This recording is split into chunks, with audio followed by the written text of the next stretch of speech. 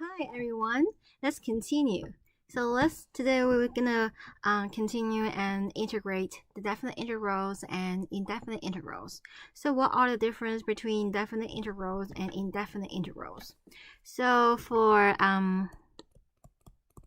definite integrals, we actually get numbers. Okay, so a definite integral will get a number, but for indefinite integral,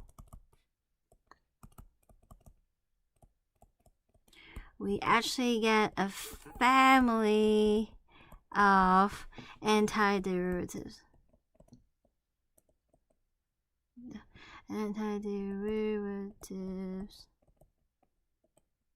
Okay, so like f of x plus c. Okay, so let's review the antiderivative formulas from sessions 4.8. So integrals of x to the p is we add 1 to the exponent and then we divide it by that new exponent. Okay, and this is true when p is not equal to minus 1. When p equals to minus 1, we get integral of 1 over x. That's the ln of absolute value of x plus c. And then for the trig functions, integral of cosine is 1 over a sine, integral of sine is minus 1 over a cosine. So remember, how does it work? When we integrate it, we divide it by a, where when we differentiate, we multiply by a, because integrate is like the inverse process of differentiate, okay? And then you think about, okay, what is the derivative of sine? Well, derivative of sine is cosine. That's why the integral of cosine is positive sine. The derivative of cosine is minus sine, so integral of sine is minus cosine. Derivative of tangent is secant squared, so integral of secant squared is tangent. And then derivative of cotangent is minus cosecant squared, so the integral of cosecant squared is minus cotangent. Derivative of secant is secant tangent, so integral of secant tangent is secant. Derivative of cosecant is minus cosecant cotangent, so integral of cosecant cotangent is minus cosecant. And the integral of e to the ax is e to the ax, but we divide it by a. And then we also have these three arcsine, arctangent, and arcsecant formula. Okay, so keep those in mind. Let's continue. Example 7. Evaluate the definite integral. So first of all, 3 stay there. What is the derivative of sine? Okay, so what we are doing, we are using the fundamental theorem of calculus part 2. We find the antiderivative, and then we plug in the upper limit, subtract, we plug in the lower limits. So the derivative, the derivative of cosine is minus sine, so the integral of sine is minus cosine. So that is the antiderivative. However, you do not need to plus c here. Okay, let me show you what happens if you do plus c. So you do plus c, and then this guy, you evaluate from 0 to 2 pi. So that means you plug in 2 pi. You plug in x is 2 pi. Subtract. You plug in 0. When you plug in 0, 3, negative cosine 0, and plus c. See? Your c actually get cancelled. Okay, so that's why when we calculate the definite integrals, so don't need plus c there, because it's gonna cancel anyway. Okay, so we'll cancel when you plug in the limits of integrations. Okay, so let's continue.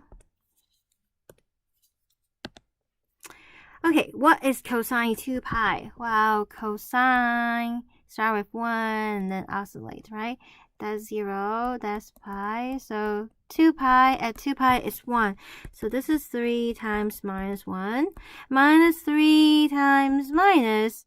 Well, cosine 0 is also 1. You can see this is negative 3 plus 3. The answer is 0. So far, so good, everybody.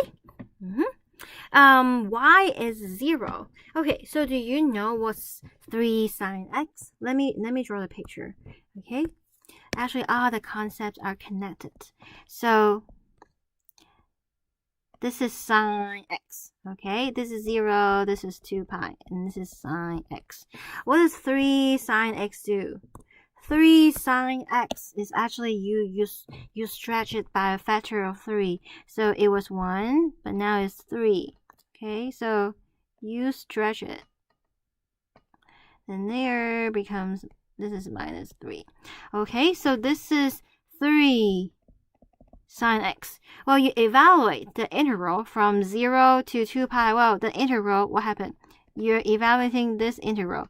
But the thing is, this guy is positive, this guy is negative, the area are the same. So they cancel out. So that's why the definite integral is 0. And it makes sense, right? Okay, let's continue. Part B. Remember, for integral, we don't have power rule and we don't have quotient rule. Okay, so if you see a quotient or the power or product, sorry, I mean for integrals, we don't have product rule and we don't have quotient rule. So when you see a product or quotient, there must be a way that you can express that terms in terms of sum or difference. Okay, so for example here you can split the quotient, so the fraction. So you get integral 1 over 16, 1 over 4 square root of t over t minus 1 over t dt. Can you simplify? Yes, this guy is t to the 1/2 over t. Well, that is t to the 1/2 minus 1 is t to the minus 1/2. Okay, we are using the formula. So t to the a times p to the b is t to the a plus b. T to the a over t to the b is t to the a minus b. And then t to the a to the b is t to the a times b. Okay, so keep those in mind. Let's continue. So we have integral 1 over 16, 1 over 4, t to the negative 1/2 minus 1 over t dt. Okay, so we're in the group form. We're ready to integrate. What is the integral of t to the minus 1/2? Well, we add 1 to the exponents. Minus 1/2 plus 1 is 1/2. Then we divide it by 1/2, okay? So when we divide it by 1/2, it's the same as multiply by 2, okay? And then the integral of 1 over t is an absolute value of t. We evaluate from 1 over 16 to 1 over 4. So we plug in the upper limit first. So we get 2, 1 over 4. Well, that is the 1/2 is the same as the square roots. Minus ln of 1 over 4 minus, you plug in 1 over 16, but don't forget the parentheses. Okay, so 2 square roots 1 over 16 minus ln of 1 over 16.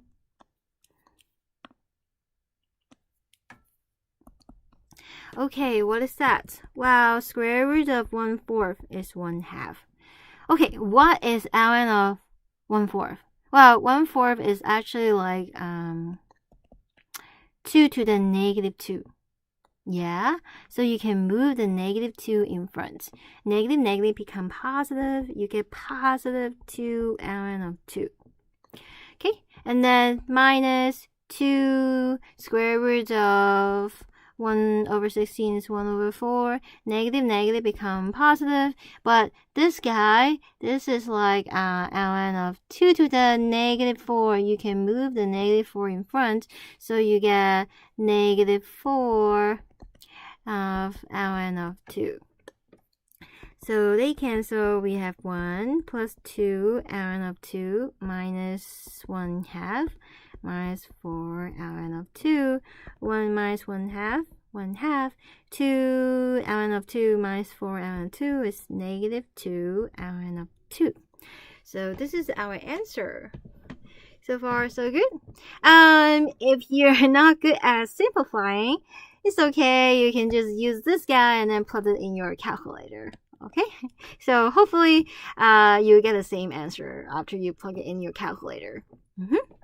Okay, so that is part B. So remember, no, let me write it down because it's so important.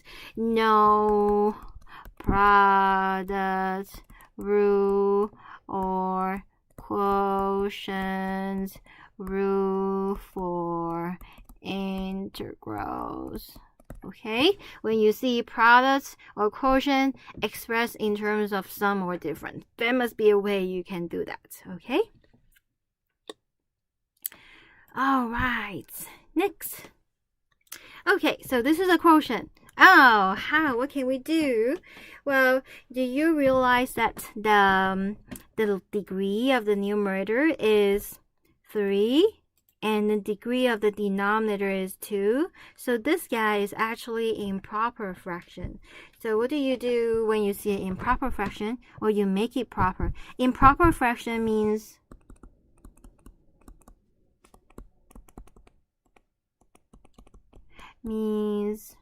the degree of the numerator is greater or equal to the degree of the denominator. Okay, so proper fraction means the degree of the numerator is less than the degree of the denominator. Okay, so this is improper. So let's make it proper. We use long division. Okay, so x cubed plus x plus 1 divided by x squared plus 1. Okay, what do we multiply? To get x cubed, we multiply by x. We get x squared plus x. Oh, and then the remainder is 1. Okay, so this guy actually equals to integral 0 to 1 x plus 1. So this is divisor. This is the quotient. And this is the remainder.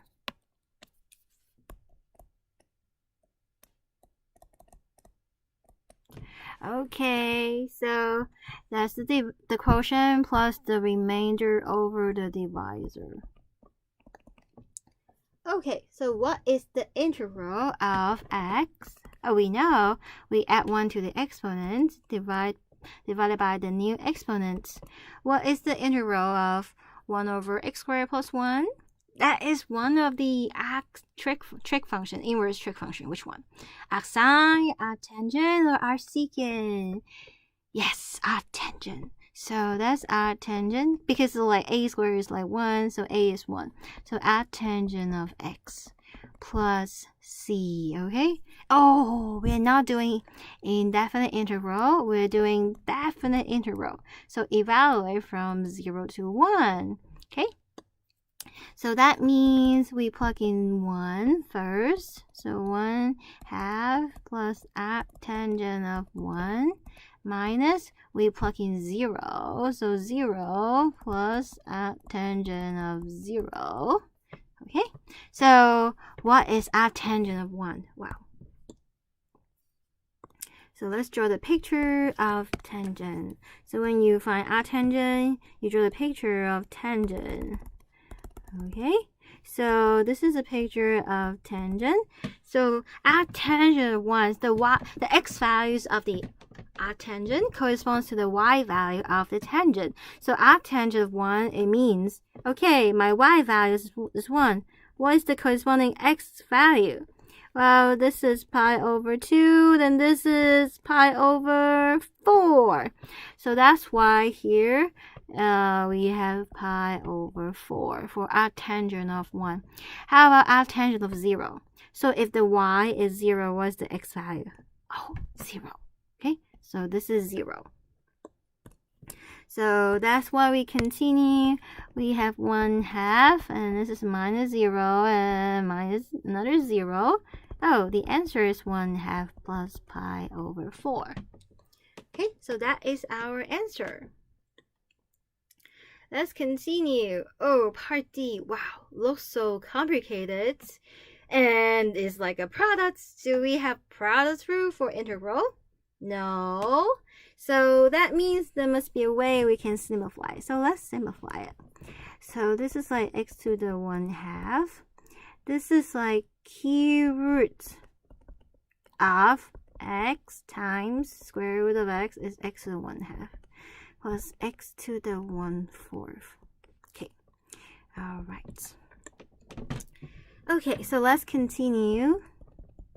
So here we're only simplifying the function inside. We haven't integrated yet. Okay, so here x times x to the 1/2 is x to the 1 plus 1/2, 3/2. And then we have the cube roots here. And then, well, you can see this is the same as x to the 3/2 times 1/3. The 3 and 3 cancel. We get 1/2. Okay. Then we distribute x to the 1/2 times x to the 1/2 plus x to the 1/2 times x to the 1/4. Okay, what's x to the 1/2 times x to the 1/2? 1/2 plus 1/2 is 1. X to the 1/2 times x to the 1/4. We add the exponents. 1/2 plus 1/4 is 3/4. Okay, see? We have simplified this complicated thing into a nice formula. So this guy is integral from 0 to 1. X plus x to the 3/4 dx. Alright, integral of x is x squared over 2, integral of x to the 3/4. We add 1 to the exponent, so it becomes 7/4. Divided by 7/4, but we flip the 4 on top, right? When you divide it by a number, it's the same as you multiply by its reciprocal. Okay, and then we evaluate from 0 to 1. We plug in 1 first, so we get 1 squared is 1, 1 over 2 plus 4 over 7. Then we subtract when we plug in 0. Oh, they're all power function. When we plug in 0, they're all 0. And the common denominator is 14. And then 1/2 is like, oh, you multiply by 7 on the top and the bottom. And the 4, 7, you multiply by the 2 on the top and bottom. 4 times 2 is 8. So our answer is 15 over 14. So do you have the same answer, everybody? Great. Let's continue. Okay, so part E. So you can feel free to pause here and try to work on this problem. Okay? So this is a quotient. Do we have quotient rule? No. So there must be a way you can simplify it and express it in terms of like a sum or difference. Okay, so let's see. Okay, so let's see. We split in the last example. Maybe we should split. Okay, so let's look at this guy. We split it and see what happened.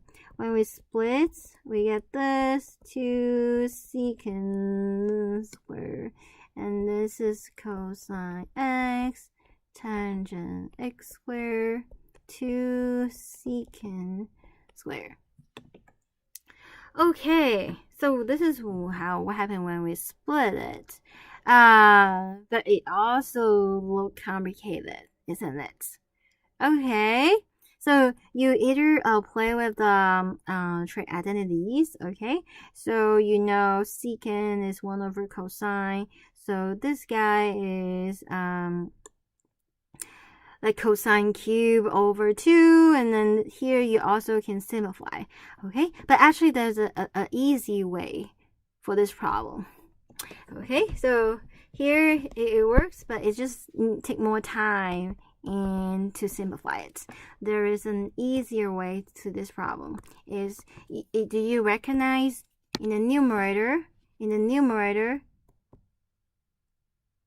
there is a common factor cosine x. Okay, so sometimes one way more complicated, maybe you can find another way, easier way to solve it. And then you can compare. Okay, so we see the common factor cosine x. And then what's left? 1 plus tangent square over 2 secant square. Wow. Can any of you see some magic? What is 1 plus tangent square? 1 plus tangent square is actually secant square.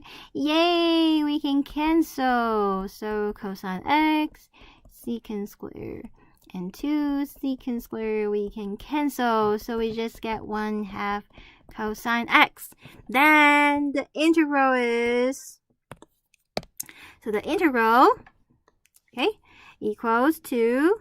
So this guy equals to integral from 0 to pi over 3, 1/2 cosine x dx. Okay, so 1/2 constant multiple stays here. Integral of cosine is... So we know it's sine, but it's positive sine or negative sine. Then you think about the derivative of sine. Is it positive cosine or negative cosine? It's positive cosine. So the integral of cosine is positive sine. And we don't need to plus c because we're doing the definite integral. So we plug in the upper limit. And then subtract, we plug in the lower limit. Okay, so what is the upper limit? Well, sine, what's sine? Start with 0. And this is 2 pi, this is pi. So pi over 3.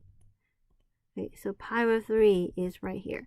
So sine pi over 3, this is actually what? Root 3 over 2. So I hope you can remember the common angle. What the common angle? Sine pi over 6 is 1/2 sine pi over 2 is root 2 over 2. Sine pi over, sorry, that's pi over 4. Sine pi over 2 is 1. Sine pi over, sine 0 is 0. Okay, so sine 0 is 0. And then the top one is sine pi over 2 is 1. Okay, so those are the common values. So that's why here we have 1/2 sine pi over 3 is root 3 over 2. Sine 0 is 0. Oh, so our answer is root 3 over 4.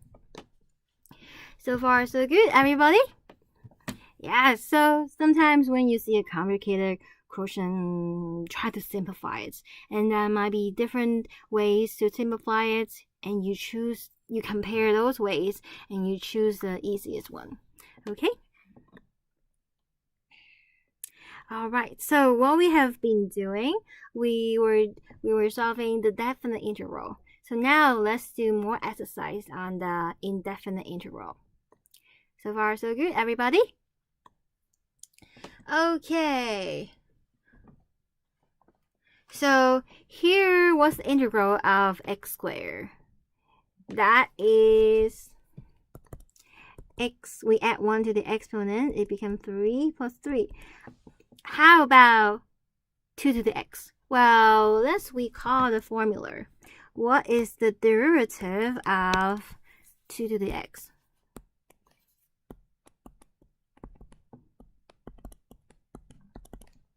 Well, that is, father looks like the son, but father has the fancy mustache. Okay, so you don't want the ln of 2. What do? You divide it by it. So that's why the integral of 2 to the x,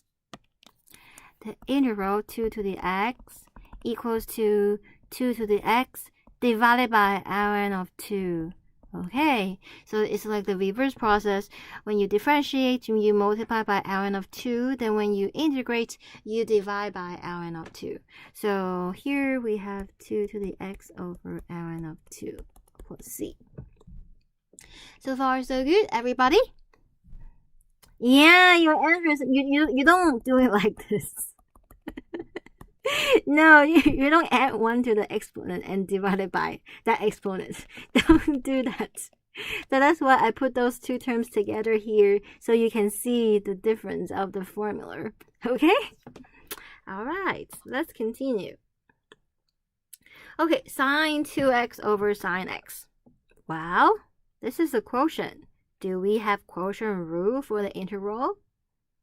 Yes or no? No. So there must be a way you can simplify it. And sine 2x. What's the relationship between sine 2x and sine x? Well, that looks like a double angle formula.